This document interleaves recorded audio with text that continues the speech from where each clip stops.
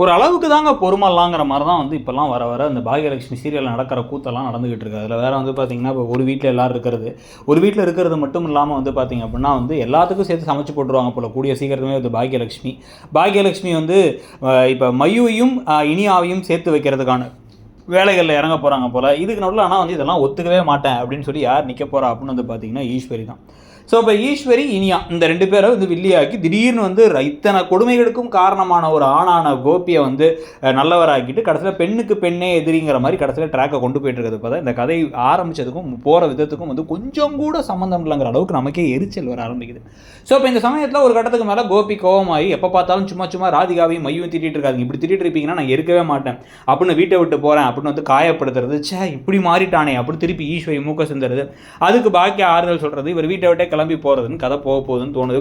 நீங்கள் இந்த கதை போகிற விதத்தை பற்றி என்ன நினைக்கிறீங்க? இப்படியே போனால் அது ஓகேவா இல்லையாங்கிறத சொல்லுங்கள்.